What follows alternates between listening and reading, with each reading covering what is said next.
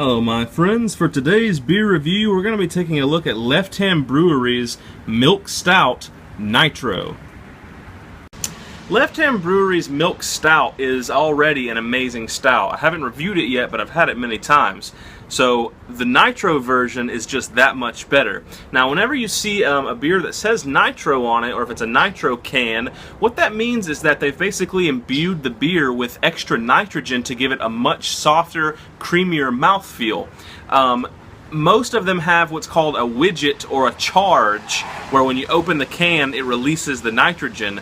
Somehow, and many have speculated, Left Hand Brewery has found a way to get their beers just absolutely like coffee creamer consistency without the use of any type of extra device, just right in the bottle. I don't know how it happens, but they've managed to do it. So let's read the back of the label here. This said, brewed on the banks of the mighty St. Vrain. Super smooth with soft roastiness and mocha flavors. 6% alcohol by volume, not too terribly high for a stout. I wouldn't say you could just session through these, but you could have a couple, I would imagine, and be alright. It says to enjoy at 40 to 45 degrees. Now, that's interesting to point out. Most stouts, you want to let those warm up a little bit. This is a stout in the case of you actually want to drink this cold, at least in my opinion. I think it tastes much better when it's fresh out of the fridge than when it's warmed up a little bit, and they seem to think so as well.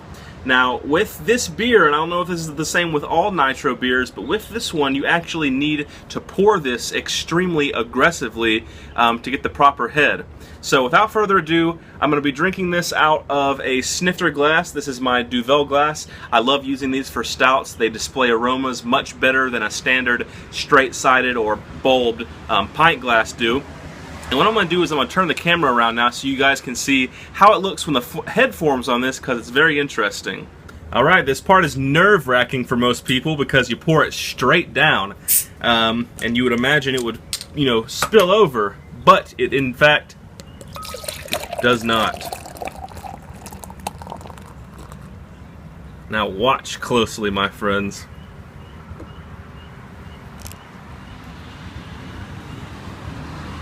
As you can see, the carbonation is rising from the top, creating what many people refer to as a volcano effect. And you get this just amazingly marshmallow, pillowy head. Good finger and a half of head there, lightly tanned in color, and it looks like a marshmallow hockey puck just floating on top of the beer.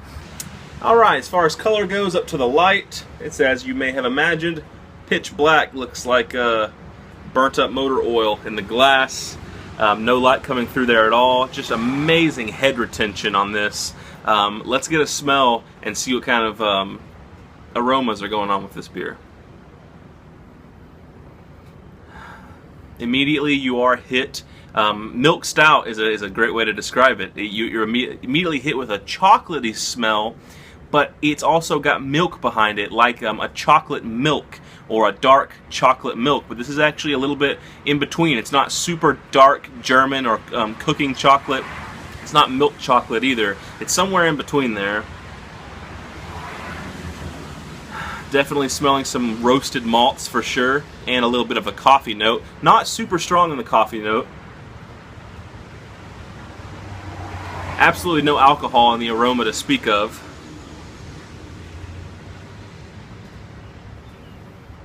And no dark fruits, at least as far as the aroma goes. You're really just getting a milky, silky chocolate smell and your malts. So without further ado, let's give it a taste. Cheers, everybody.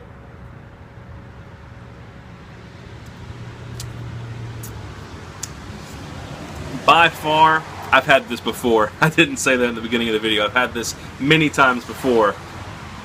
One of the absolute best stouts, and definitely one of the most unique stouts that I've ever drank in my lifetime, and I've had plenty of them because, as you guys may or may not know, I'm a stout drinker. It's my favorite type of beer.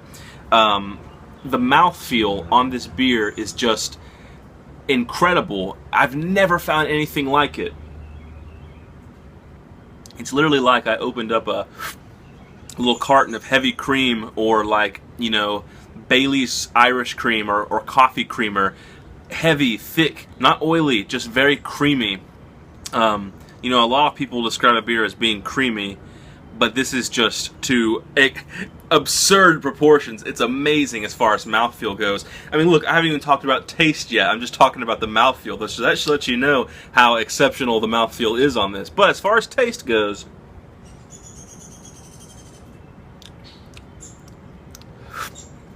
it tastes like you're drinking a slightly bitter, slightly sweet chocolate milkshake almost. Not overly sweet though, not like something you'd get from an ice cream shop or anything like that.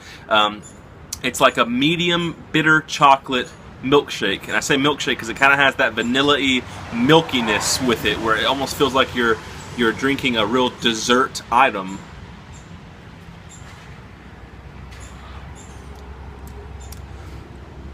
The bitterness does lend way for it to have a little bit of a coffee note to it.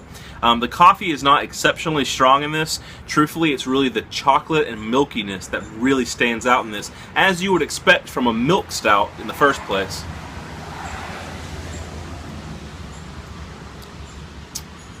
It's phenomenal. I would have to say, for somebody who really wants to step into the world of stouts, this would be an excellent first start.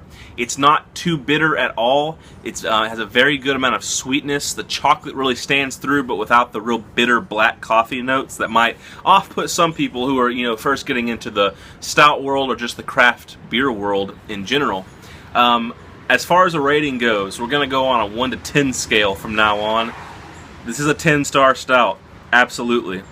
In some of my previous videos, there's been a large gap from this video to everything else I've done, probably by close to half a year, I'd say. I've drank a lot, watched some other reviews, and just studied up on it.